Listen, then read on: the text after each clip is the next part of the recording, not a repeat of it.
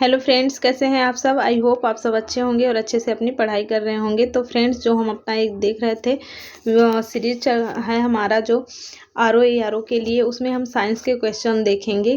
और मैंने इसको टॉपिक वाइज लिया है। आज मैंने ब्लड चैप्टर से जो प्रश्नों को सिलेक्ट किया है और उसके बारे में ये टॉपिक वाइज साइंस का क्वेश्चन है, बायो का। तो चलिए फ्रेंड्स, देर ना करते हुए शुरू करते हैं अपना ये सेशन।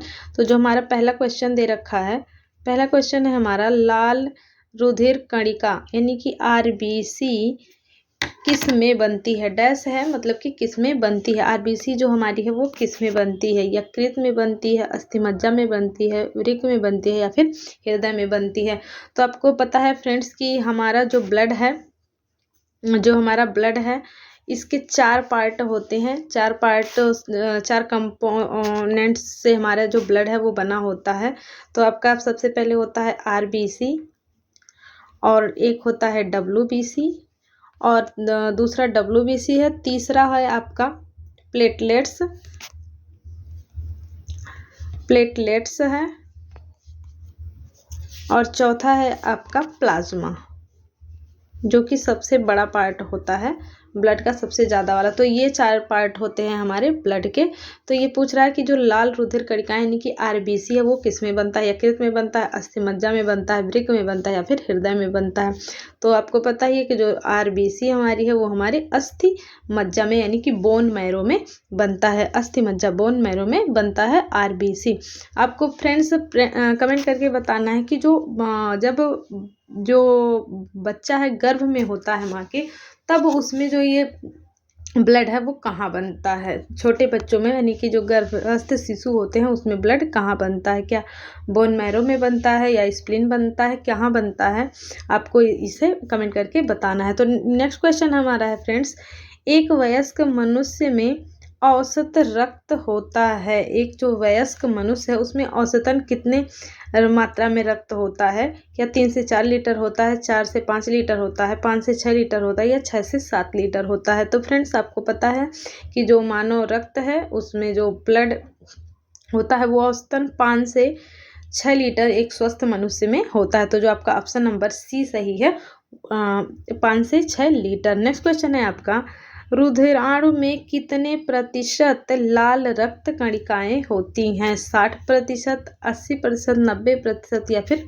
40%। तो आपको पता है फ्रेंड्स, जो लाल रक्त कणिकाएं हैं यानी कि हमारे ब्लड में जो RBC है वह कितने % होता है। तो ये 40% होता है।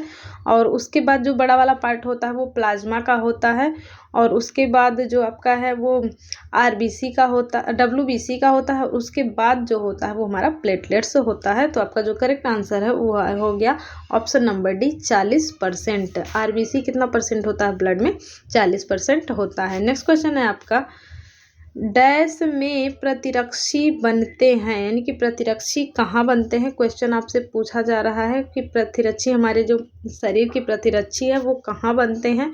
लाल अस्थिमज्जा में बनते हैं, प्लीहा में बनते हैं, यकृत में बनते हैं या फिर लसिका में बनते हैं। तो फ्रेंड्स, आपको बताना है कि आखिर ये जो प्रतिरक्षी का कार्य हमारे शरीर में करता है वो कौन करता है। तो आपको पता है जो WBC है ये हमारे शरीर में प्रतिरक्षी का कार्य करता है, और यह भी हमारा कहाँ बनता है, लाल अस्थि मज्जा में यानी कि रेड बोन मैरो में बनता है। तो प्रतिरक्षी जो बनते हैं वो लाल अस्थि मज्जा में बनते हैं। आपका ऑप्शन नंबर A जो है वो करेक्ट है। नेक्स्ट क्वेश्चन है हमारा, हीमोग्लोबिन में उपस्थित होता है। एकदम नॉर्मल सा सिंपल सा क्वेश्चन है।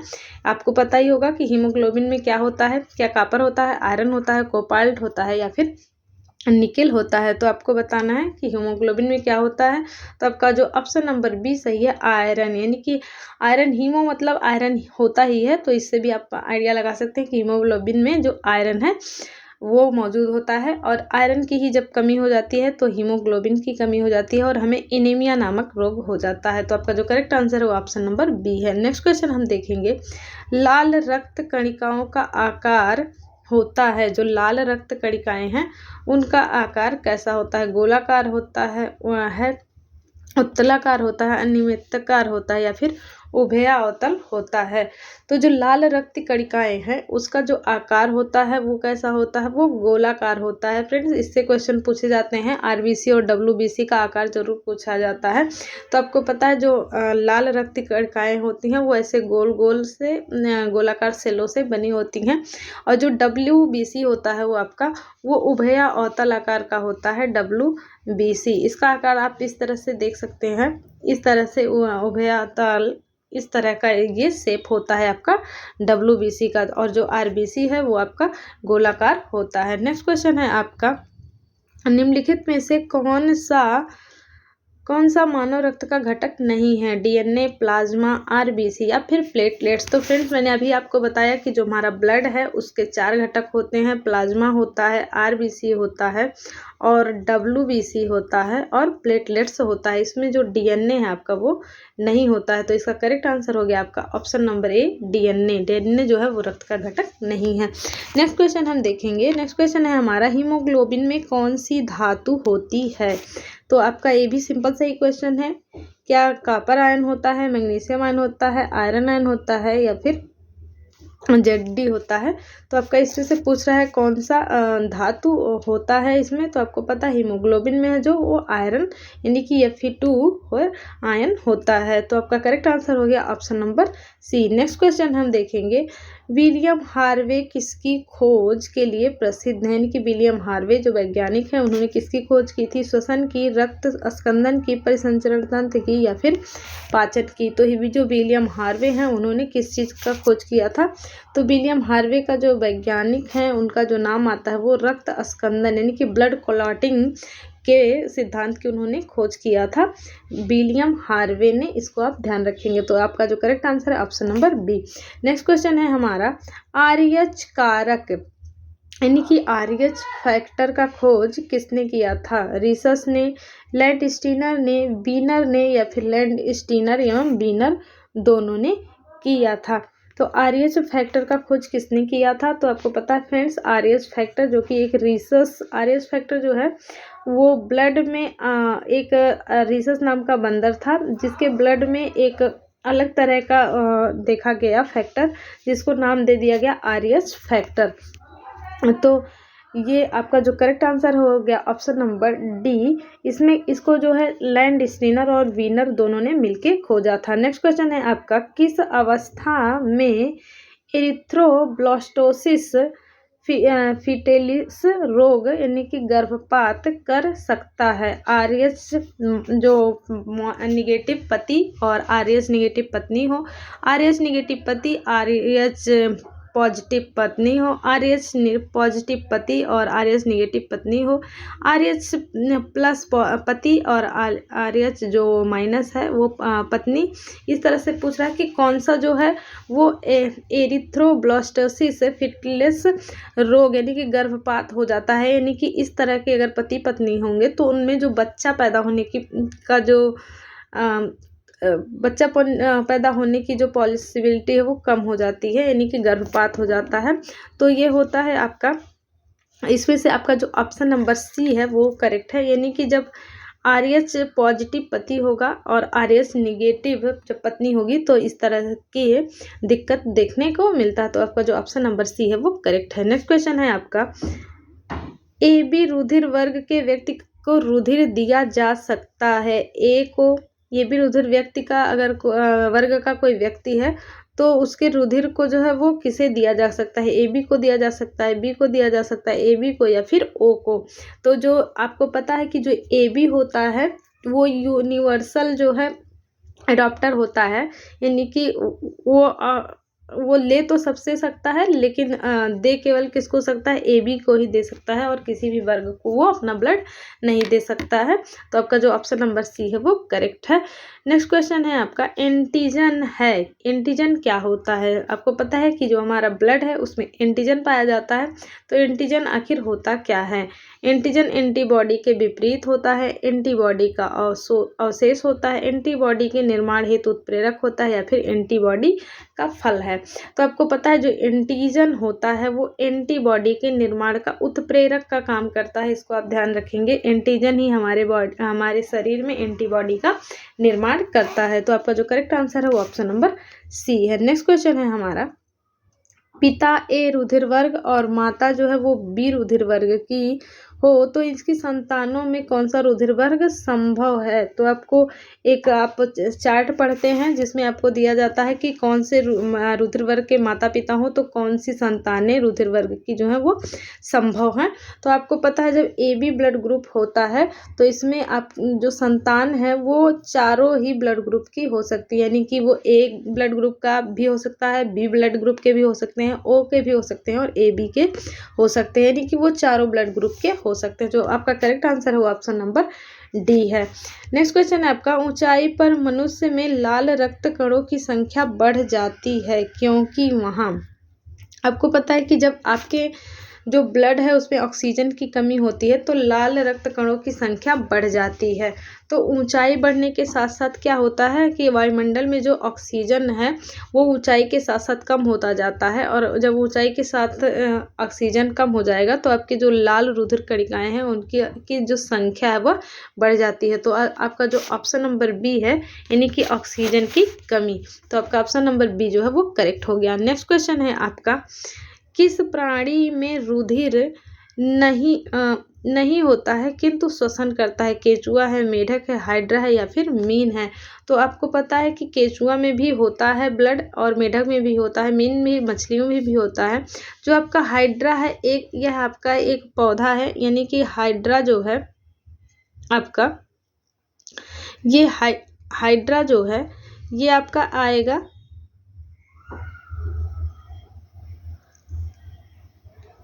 हाइड्रा जो है ये एक तरह से प्लांट और एनिमल के बीच की कड़ी माना जाता है हाइड्रा को। तो इसमें तो ब्लड तो नहीं होता है लेकिन ये श्वसन जो है वो करता है। तो आपका ऑप्शन नंबर सी जो है ये करेक्ट है। आपसे कभी कभी पूछा जाता है कि जो प्लांट है और एनिमल है अगर इनके बीच की कड़ी पूछा जाए कि ये कौन होता है तो वो हाइड्रा होता है। ये बहुत ही ज़्यादा इंपॉर्टेंट क्वेश्चन है, आप इसको ध्यान रखेंगे कि जो हाइड्रा है वो मतलब कि जंतु के और प्लांट के बीच की कड़ी, संयोजक कड़ी होता है। तो आपका करेक्ट आंसर हो गया ऑप्शन नंबर सी।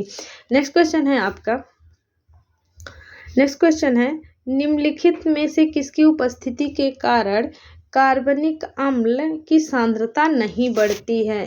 Na आयन, के आयन, Ca आयन या फिर Mg आयन, यानी कि सोडियम आयन है, पोटेशियम आयन है, कैल्शियम आयन है या फिर मैग्नीशियम आयन है। तो आपको पता है कि जो ब्लड होता है आपका उसमें जो साल्ट है प्लाज्मा में पानी और साल्ट जो है वो उपस्थित होता है। प्लाज्मा में लगभग आपका जो 90% होता है वो पानी होता है, बाकी आपका 3.5% जो होता है वो सामान्य यानी कि साल्ट होता है। जो साल्ट है वो आपका जैसे सामान्य साल्ट है NaCl हो गया।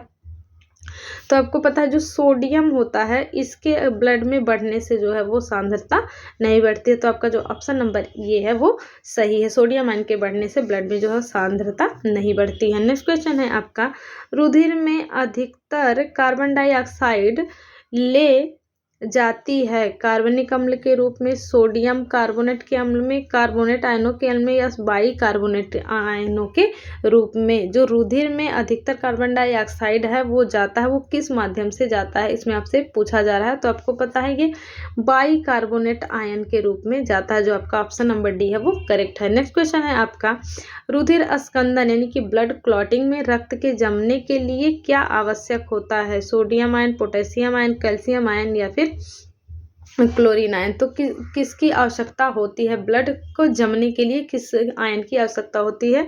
तो ये कैल्शियम आयन की आवश्यकता होती है। आपका ऑप्शन नंबर जो सी है वो करेक्ट है। नेक्स्ट क्वेश्चन है आपका, शरीर में फास्फोरस पाया जाता है। शरीर में जो फास्फोरस है केवल अस्थियों में, केवल दांतों में, अस्थियों और दांतों में सभी कोशिकाओं में। तो आपको पता है जो फास्फोरस है हमारे अस्थियों और दांतों के निर्माण के लिए, यानी कि कैल्शियम और फास्फोरस की जो आवश्यकता होती है वो अस्थि और दांतों दोनों के लिए आवश्यक होती है, चाहे फास्फोरस पूछा जाए या फिर कैल्शियम। तो जो आपका ऑप्शन नंबर सी है वो करेक्ट है, अस्थि और दांतों दोनों के लिए। नेक्स्ट क्वेश्चन है हमारा, मानव के लाल रुधिर कणों का जीवन काल जो है वो कितना होता है, यानी कि आरबीसी का जो जीवन काल है वह कितना होता है। 120 दिन का होता है, 150 दिन का होता है, 180 दिन का होता है, फिर 200 दिन का होता है। तो आपको पता है जो हमारा आरबीसी है उसका जो जीवन काल होता है वो 120 दिन का होता है। और जो वहीं अगर आपकी डब्ल्यूबीसी की बात की जाए तो फ्रेंड्स आप बताएंगे कि जो डब्ल्यूबीसी का जीवन काल होता है वो कितना होता है। तो आपको पता है जो डब्ल्यूबीसी है उसका जो जीवन काल होता है उसका 2 से 5 दिन तक जीवन काल होता है डब्ल्यूबीसी का। और अगर आरबीसी का पूछा जाए आपसे तो आरबीसी का जीवन काल लगभग 120 दिनों का होता है। तो करेक्ट आंसर हो गया आपका option number A. Next question हम देखेंगे, मानव रक्त का पीएच कितना होता है। 7.4 होता है, 7 से कम होता है, 7 होता है, या फिर उपयुक्त में से कोई नहीं। तो आपको पता है फ्रेंड्स कि जो रक्त का पीएच मान होता है वो आपका 7.4 होता है। तो फ्रेंड्स आप इससे अब एक क्वेश्चन का आंसर देंगे कि रक्त जो है हमारा वो क्या अम्लीय विलयन है या फिर क्षारीय विलयन है, कैसा लिक्विड है जो रक्त है। तो फ्रेंड्स आपको पता है कि जो पीएच होता है अगर 7 होता है तो 7 पे हमारा जो कोई भी विलयन है वो कैसा होता है, उदासीन होता है, यानी कि ना ही वो अम्लीय होगा ना क्षारीय होगा। जब हम 7 से कम होंगे यानी कि 6, 5 इस तरह से होंगे तो वो जो हमारा विलयन होता है वो अम्लीय होता है। आपने इसको पढ़ा ही होगा कि जो कोई भी लिक्विड होता है, कोई भी अगर कोई भी लिक्विड है या कोई भी जो विलयन है वो उसका अगर पीएच है वो अगर 7 से कम होता है तो वो आपका अम्लीय होता है। लेकिन अगर जो भी चीज़ है अगर उसका जो पीएच है वो 7 से अधिक है, जब कम होता है तो अम्लीय होता है, इसको ध्यान रखेंगे। और अगर 7 से अधिक हुआ जैसे कि आपका रक्त का है तो ये क्या हो जाता है, क्षारीय हो जाता है। क्षारीय यानी कि जो आपका रक्त होगा वो क्षारीय होगा। यहाँ से और क्वेश्चन आपसे पूछ सकता है कि जो ह्यूमन का यूरिन होता है, पेशाब होता है, वो यूरिन जो है वो उसका जो पीएच होता है वो कितना होता है। तो ह्यूमन यूरिन जो होता है उसका पीएच भी 7.4 ही होता है और ये भी आपका एक क्षारीय विलयन है। तो आप इसको ध्यान रखेंगे ये क्वेश्चन भी। नेक्स्ट क्वेश्चन है आपका, तो इसका जो करेक्ट आंसर हो गया ऑप्शन नंबर ए सही है, 7.4 पीएच वैल्यू इस जो ब्लड का होता है वो 7.4 होता है। नेक्स्ट क्वेश्चन है आपका, अधिक समय तक जब किसी व्यक्ति में रक्तस्राव नहीं रुकता है तो इसका कारण निम्नलिखित में से एक दोष यानी कि डिफेक्ट, किस डिफेक्ट की वजह से मानव में जो ब्लड क्लॉटिंग है वो नहीं होती है, ब्लीडिंग जो है वो नहीं रुकती है। अगर कहीं कट लग गया है तो लगातार ब्लड जो है वो निकलता जाता है, क्लॉटिंग नहीं होती है ब्लड का। तो आपको बताएंगे कि किस में डिफेक्ट के कारण ऐसा होता है, आरबीसी में डिफेक्ट के कारण, प्लाज्मा में डिफेक्ट के कारण, या फिर प्रोथ्रोम्बिन में यानी कि बिम्बाणु में भी होता है, या थ्रोम्बोसाइट में, या फिर लसिका कोशिकाओं में, लिम्फोसाइट में, थ्रोम्बोसाइट में होता है, या फिर लिम्फोसाइट में होता है, या फिर थ्रोम्बोसाइट में होता है, या फिर ब्लड प्लाज्मा में होता है, या फिर आरबीसी में, किस में डिफेक्ट के कारण ऐसा होता है।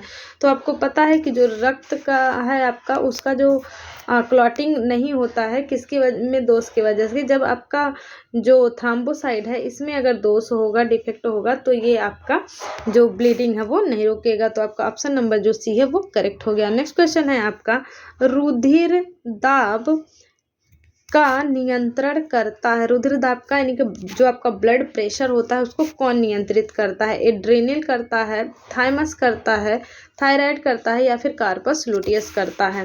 तो आपको पता है जो ब्लड प्रेशर है उसको नियंत्रित करने का काम जो है वो एड्रेनल करता है, एड्रीनल यहाँ पे आपका काम करता है। एक एड्रीनल जो है वो हार्मोन्स भी हो। इस एड्रीनल हार्मोन्स को क्या कहते हैं आपको कमेंट करके बताना है। नेक्स्ट क्वेश्चन है आपका, रक्त के प्लाज्मा में सबसे अधिक होता है, जल होता है, हार्मोन्स होता है, एंटीबॉडी होती है या फिर लिम्फ होता है। तो आपको बताना है कि जो मानव का रक्त है उसमें जो प्लाज्मा होता है उसमें सर्वाधिक किस चीज़ की मात्रा होती है। तो आपको पता है फ्रेंड्स, जो रक्त है, मानव रक्त है, उसमें सर्वाधिक मात्रा जो है वो जल की होती है, यानी कि प्लाज्मा में 90% तक आपका वाटर होता है और बाकी 10% में और बाकी चीज़ें होती हैं। तो जो आपका करेक्ट आंसर हो गया ऑप्शन नंबर ए है जल। नेक्स्ट क्वेश्चन है आपका, रुधिर में एंटी स्कंदन पदार्थ मिलाया जाता है सोडियम क्लोराइड से, सोडियम ऑक्जेलेट से, सोडियम क्लोराइड या फिर थ्रोम्बोप्लास्टिन से। तो जो रुधिर में एंटी स्कंदन पदार्थ है वो कौन सा मिलाया जाता है। तो आपका जो करेक्ट आंसर है वो ऑप्शन नंबर बी है,